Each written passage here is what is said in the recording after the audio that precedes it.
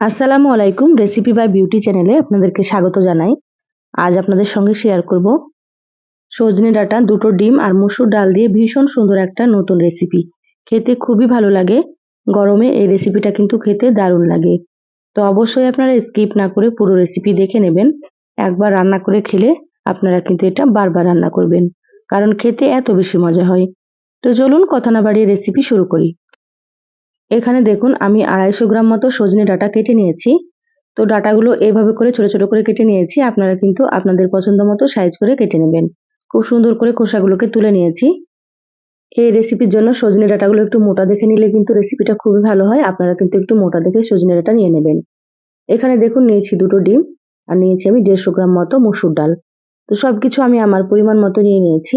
আপনাদের যতটা প্রয়োজন সেইভাবে নিয়ে নেবেন। এবার এগুলোকে আমি সাইডে রেখে দিচ্ছি। এবার এখানে দেখুন গ্যাস অন করে কড়াই দিয়ে দিলাম। কড়াই দিয়ে দিচ্ছি এখানে 1 চামচ মতো সরষের তেল। তেলটা আবারও পরে লাগবে, তো আমি এখানে 1 চামচ মতোই দিয়ে দিলাম।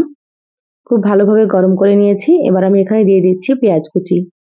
দুটো মিডিয়াম সাইজের পেঁয়াজ কুচি দিয়ে দিলাম। এবার দিয়ে দিচ্ছি 5 থেকে 6টা মতো চেরা কাঁচামরিচ। আপনারা যেমন ঝাল খাবেন সেভাবে করে কাঁচামরিচ দিয়ে দেবেন। আমি এখানে সরষের তেলে রান্না করছি, আপনারা চাইলে কিন্তু সয়াবিন তেল দিয়েও রান্না করতে পারেন। এবার পেঁয়াজগুলো নেড়েচেড়ে হালকা একটু ভেজে নিচ্ছি। খুব বেশি ভাজা যাবে না, হালকা করে পেঁয়াজগুলোকে একটু নরম করে নিতে হবে। দেখুন পেঁয়াজগুলো নরম হয়ে গিয়েছে। এবার আমি এখানে দিয়ে দিচ্ছি মসুর ডাল।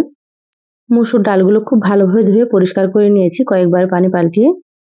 দেখুন সম্পূর্ণ ডালগুলো দিয়ে দিলাম। এবার পেঁয়াজের সঙ্গে নেড়েচেড়ে খুব ভালোভাবে মিশিয়ে নিচ্ছি। ডালগুলো পেঁয়াজের সঙ্গে মিশিয়ে নিয়েছি। এবার আমি এখানে দিয়ে দিচ্ছি 1 চা চামচ আদা বাটা আর এখানে দিয়ে দিচ্ছি হাফ চা চামচ মতো রসুন বাটা। এবার এখানে দিয়ে দিচ্ছি দুটো মিডিয়াম সাইজের টমেটো কুচি। টমেটোটা অবশ্যই একটু দেওয়ার চেষ্টা করবেন। টমেটো দিলে কিন্তু রেসিপিটা খেতে খুব ভালো লাগে। এবার সবকিছু একসাথে খুব ভালোভাবে নেড়েচেড়ে একটু মিশিয়ে নিচ্ছি। আর গ্যাসের আঁচ মিডিয়ামে রেখে একটু কষিয়ে নিতে হবে, যাতে করে আদা রসুনের কাঁচা গন্ধটা চলে যায়। এবার দিয়ে দিচ্ছি স্বাদ মতো লবণ। তো এখানে আমি 1 চা চামচ লবণ দিয়ে দিলাম। এবার দিয়ে দিচ্ছি হাফ চা চামচ হলুদ গুঁড়ো, হাফ চা চামচ দিয়ে দিচ্ছি ধনিয়া গুঁড়ো আর এখানে হাফ চা চামচ মতো দিয়ে দিচ্ছি জিরা গুঁড়ো।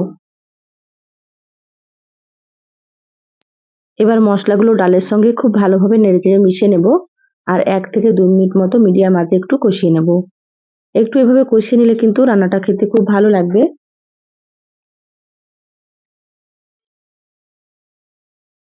দেখুন 2 মিনিট মতো খুব ভালোভাবে কষিয়ে নিয়েছি। এবার আমি এখানে দিয়ে দিচ্ছি পরিমাণ মতো পানি। তো এখানে আমি ডালগুলো সেদ্ধ হওয়ার জন্য 2.5 কাপ মতো পানি দিয়ে দিচ্ছি। পরে আবারও একটু পানি লাগবে, সেটাও আপনাদেরকে আমি দেখিয়ে দেব। খুব ভালোভাবে একটু মিশিয়ে নিচ্ছি।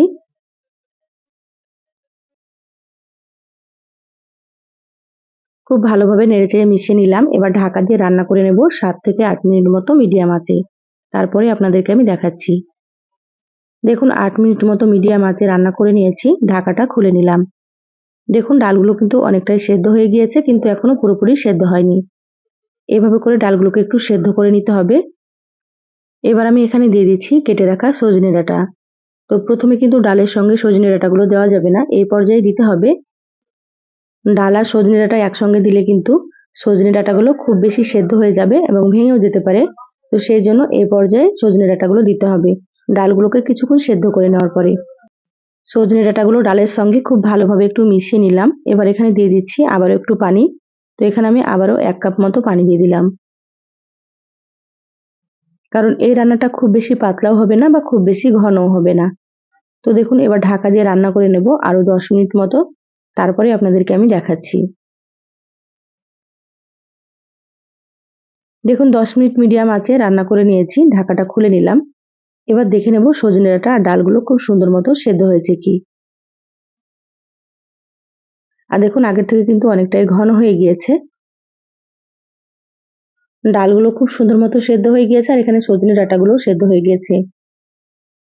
এইভাবে করে একটু সময় নিয়ে রান্নাটা করে নিতে হবে। এবার ঢাকা দিয়ে আমি অন্য চুলাতে এটা দিয়ে দিচ্ছি। আর গ্যাসে আবারও দেখুন একটা দিয়ে দিলাম ফ্রাই প্যান। দিয়ে দিলাম এখানে 1 চামচ মতো সর্ষের তেল। তেলটাকে খুব ভালোভাবে গরম করে নিচ্ছি।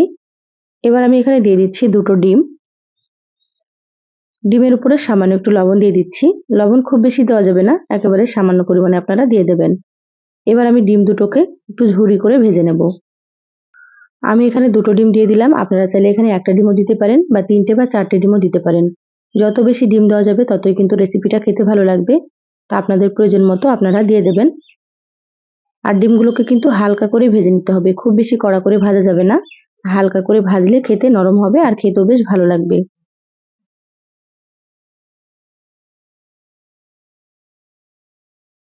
দেখুন ডিমগুলো আমি সুন্দর করে ঝুরি ঝুরি করে ভেজে নিয়েছি। এবার আমি ডিমগুলোকে প্লেটে তুলে নেব।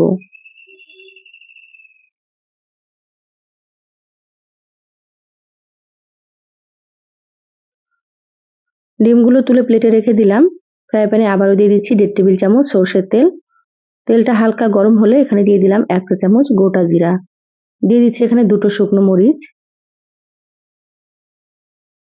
এবার আমি এখানে দিয়ে দিচ্ছি রসুন কুচি। তো এখানে আমি কয়েক কোয়া রসুন কুচি করে নিয়েছি। রসুন দিলে কিন্তু ফ্লেভারটা খুবই ভালো লাগে। এবার সবকিছু একসাথে একটু ভেজে নেব।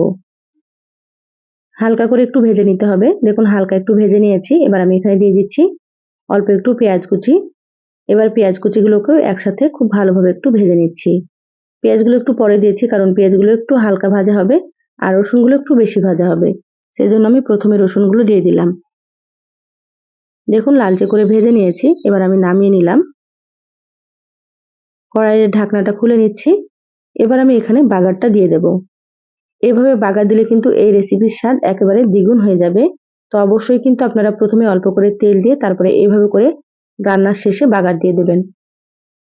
এবার আমি এখানে দিয়ে দিচ্ছি ভেজে রাখা ডিম। এবার একসাথে সবকিছু আবারও নেড়েচেড়ে মিশিয়ে নেব। যারা ভিডিওটি ইউটিউব থেকে নতুন দেখছেন প্লিজ চ্যানেলটা সাবস্ক্রাইব করে চ্যানেলের সাথেই থাকবেন। আর যারা ফেসবুক পেজ থেকে ভিডিওটি দেখছেন একটা লাইক দিয়ে পেজটা ফলো করে রাখবেন। তাতে করে আমি যখনই ভিডিও আপলোড করব আপনারা সবার প্রথমে নোটিফিকেশন পেয়ে যাবেন। লবণটা আমি এখানে চেক করে একটু দেখেছি, লবণটা একটু কম ছিল, আবার একটু লবণ দিয়ে দিলাম। এবার দিয়ে দিলাম এখানে 1 চা চামচ মতো ভাজা জিরা গুঁড়ো। আর দিয়ে দিচ্ছি কিছুটা ধনিয়া পাতা কুচি। এই রেসিপিতে ভাজা জিরার গুঁড়া আর ধনিয়া পাতাটা দিলে কিন্তু ফ্লেভারটাও খুব ভালো লাগে আর রান্নাটা খেতেও কিন্তু অনেক বেশি মজা হয়। অবশ্যই আপনারা একটু দেওয়ার চেষ্টা করবেন। এবার সবকিছু খুব ভালোভাবে নেড়েচেড়ে মিশিয়ে নিচ্ছি। দেখুন সবকিছু খুব ভালো মতো মিশিয়ে নিয়েছি, রান্না হয়ে গিয়েছে। গ্যাস বন্ধ করে দিলাম। ঢাকা দিয়ে 5 মিনিট রেখে তারপরে দেখাচ্ছি। দেখুন 5 মিনিট পর বলে ঢেলে নিয়েছি। মাশাআল্লাহ কতটা সুন্দর হয়েছে। এই রেসিপিটা কিন্তু খেতে অনেক বেশি মজা হয়। তা আপনারা একবার হলেও রান্না করবেন। আপনারা তো সজনে ডাঁটা ও ডালের রেসিপি অনেক রকমই খেয়েছেন। তো এইভাবে একবার ডিম দিয়ে রান্না করে খেয়ে দেখবেন। স্বাদ কিন্তু মুখে লেগে থাকবে। বাড়ির ছোট থেকে বড় সকলেই কিন্তু ভীষণ পছন্দ করবে। গরম ভাত, রুটি, লুচি, পরোটা সবকিছুর সঙ্গেই দারুণ লাগে খেতে। রেসিপিটা ভালো লাগলে লাইক দিয়ে অবশ্যই ভিডিওটা শেয়ার করে দিবেন। সবাই ভালো থাকবেন, সুস্থ থাকবেন। দেখা হবে নতুন রেসিপিতে। ধন্যবাদ সবাইকে। আল্লাহ হাফেজ।